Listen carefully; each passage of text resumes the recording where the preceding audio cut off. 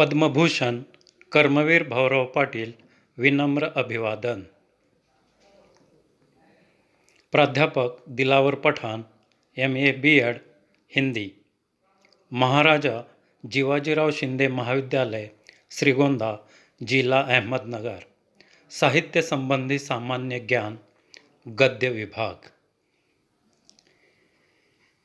कृतिपत्रिका प्रश्न क्रमांक 1 ई, कुल अंक 2।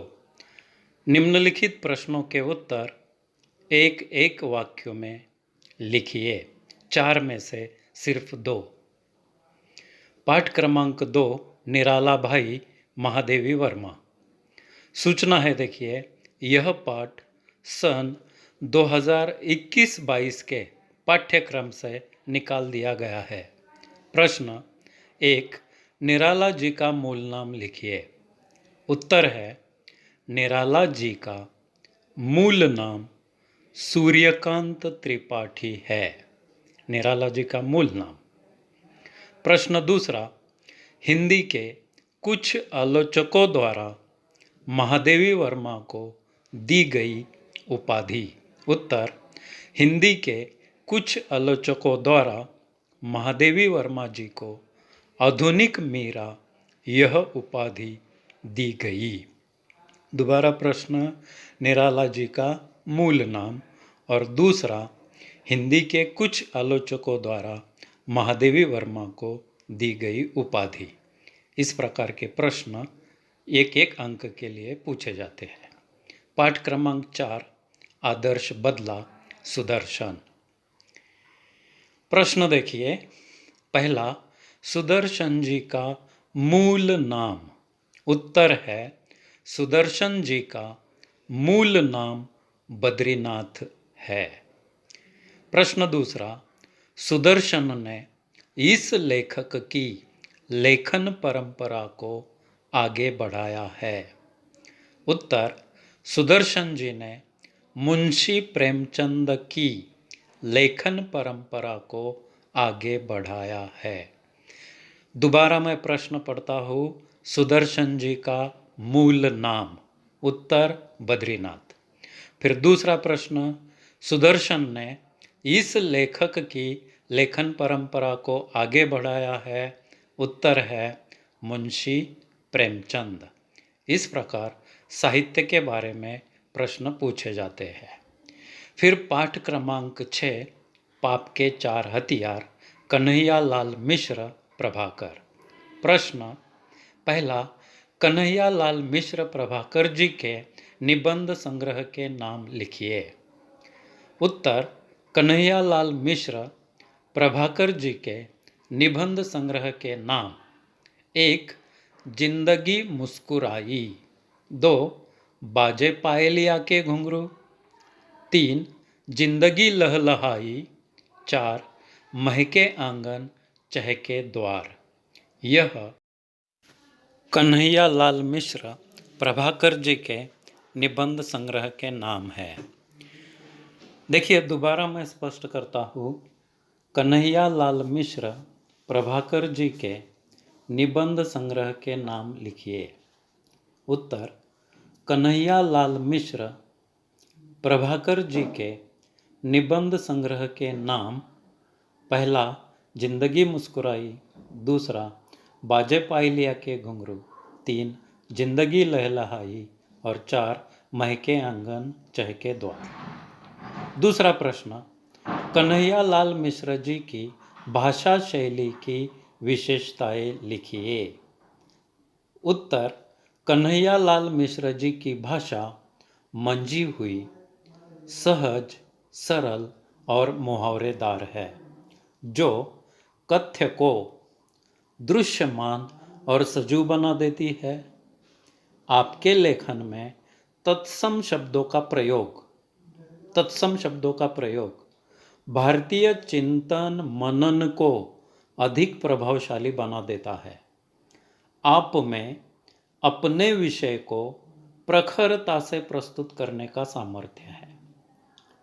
दोबारा मैं स्पष्ट कर रहा हूँ, देखिए, कन्हैयालाल मिश्र जी की भाषा शैली की विशेषताएं: पहली विशेषता है कन्हैयालाल मिश्र जी की भाषा मंजी हुई है।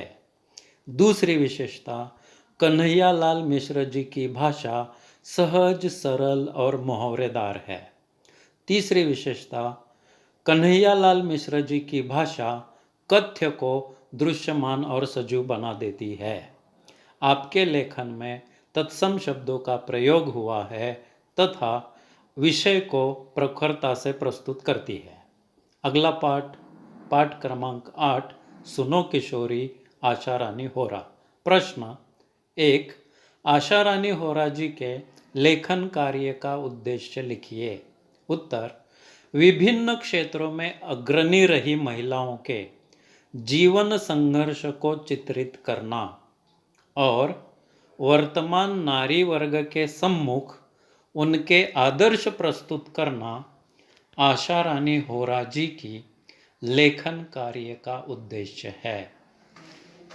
देखिए, आशा रानी होरा जी की लेखन कार्य का उद्देश्य एक, विभिन्न क्षेत्रों में अग्रणी रही महिलाओं के जीवन संघर्ष को चित्रित करना और दूसरा है वर्तमान नारी वर्ग के सम्मुख उनके आदर्श प्रस्तुत करना।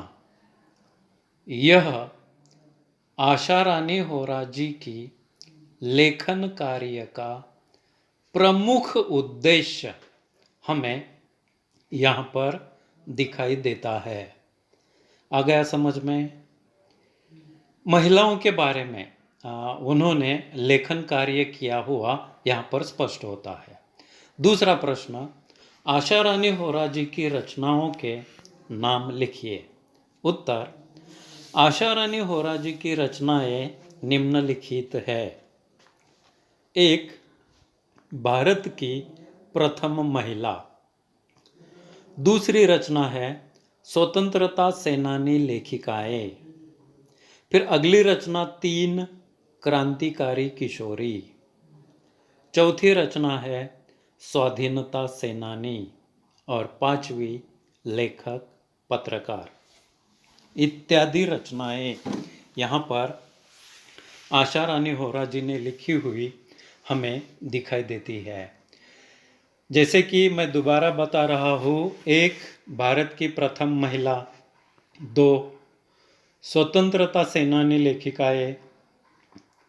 3, क्रांतिकारी किशोरी। 4, स्वाधीनता सेनानी और 5, लेखक पत्रकार। अगला पाठ यहाँ पर हम देखेंगे, पाठ क्रमांक 10, ओजोन विघटन का संकट, डॉक्टर कृष्ण कुमार मिश्रा। देखिए, इस पाठ के ऊपर प्रश्न साहित्यिक विधा के बारे में पूछा जाता है। पहले हम विधाएं देखेंगे। हिंदी की साहित्यिक विधा: एकांकी, नाटक, आत्मकथा, खंडकाव्य, महाकाव्य, उपन्यास, कविता संग्रह तथा यात्रा वर्णन। एकांकी, नाटक, आत्मकथा, महाकाव्य, उपन्यास, कविता संग्रह, यात्रा वर्णन, यह साहित्यिक विधा। प्रश्न देखिए, हिंदी की साहित्यिक विधाओं के अनुसार रचनाओं के नाम लिखिए। अब हिंदी की जो साहित्यिक विधाएं हैं, उन विधाओं के अनुसार रचनाओं के नाम हमें यहाँ पर लिखने हैं। अब पहली विधा हम देखेंगे, एकांकी। रचना कौन सी है? तो पहली रीढ़ की हड्डी, दूसरी महाभारत की सांझ। यह एकांकी विधा की रचनाएं हैं। अब हिंदी साहित्य की दूसरी विधा है नाटक। रचना 1, ध्रुव स्वामिनी। 2, अंधेर नगरी। अगली हिंदी साहित्यिक विधा है आत्मकथा। रचना सत्य के प्रयोग और दूसरी है तरुण के स्वप्न। अगली हिंदी की जो विधा है वह है खंड काव्य। रचना, पहली रचना है उर्वशी, दूसरी रचना है राम की शक्ति पूजा। हिंदी साहित्य की अगली विधा है महाकाव्य। पहली रचना है रामचरितमानस और दूसरी रचना कामायनी। हिंदी साहित्य की अगली विधा है उपन्यास। रचना 1 गोदान, 2 सुनीता। हिंदी की अगली साहित्यिक विधा का नाम है कविता संग्रह। पहली विधा है यामा, पहली रचना यामा। दूसरी रचना कितनी नावों में कितनी बार। अगली विधा यात्रा वर्णन। पहली रचना है मेरी तिब्बत यात्रा। दूसरी रचना है पैरों में पंख बांधकर। इस प्रकार हिंदी की साहित्यिक विधाओं में रचनाओं के नाम हैं। अगला पाठ क्रमांक 11 कोख जाया। मूल लेखक है श्याम दरिहरे और इसका अनुवाद किया है वैद्यनाथ झा। अब यहाँ पर सूचना आप लोगों के लिए है, यह पाठ सन 2021-22 के पाठ्यक्रम से निकाल दिया गया है। यह पाठ अभ्यासक्रम से कम किया हुआ यहाँ पर स्पष्ट होता है। कौन सा? तो कोख जाया, पाठ क्रमांक 11। अब इस पाठ के ऊपर प्रश्न देखिए। कोख जाया कहानी हिंदी अनुवादक का नाम लिखिए। उत्तर, कोख जाया कहानी हिंदी अनुवादक का नाम वैद्यनाथ झा है। दूसरा प्रश्न देखिए, कहानी विधा की विशेषताएं लिखिए। उत्तर, पहली विशेषता, कहानी जीवन के किसी एक प्रसंग का वर्णन करती है। दूसरी विशेषता, कहानी जीवन के सामाजिक बोध को व्यक्त करती है। और तीसरी विशेषता, कहानी में समाज के बदलते मूल्य सामाजिक कहानियों को प्रभावित करते हैं। इस प्रकार के प्रश्न हैं। अब देखिए, मैं दोबारा यह जो प्रश्न है, प्रश्न क्रमांक 1 ई, कृति पत्रिका में प्रश्न क्रमांक 1 ई, यह जो प्रश्न है, इस प्रश्न के लिए कुल अंक जो है वह 2 अंक है। प्रश्न किस प्रकार से पूछा जाता है इसके बारे में मैं स्पष्टीकरण करता हूँ। निम्नलिखित प्रश्नों के उत्तर एक एक वाक्य में हमें यहाँ पर लिखने हैं। अब कृति पत्रिका में साहित्य संबंधी जो प्रश्न होते हैं वह प्रश्न 4 प्रश्न पूछे जाते हैं। इन 4 प्रश्नों में से किसी भी 2 प्रश्नों के उत्तर हमें यहाँ पर लिखने हैं।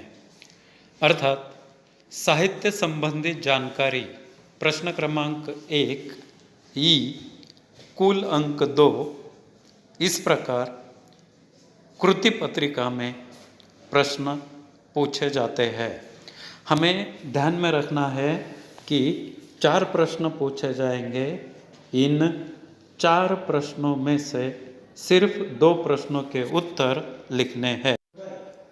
आज के वीडियो में इतना ही। जय कर्मवीर, धन्यवाद।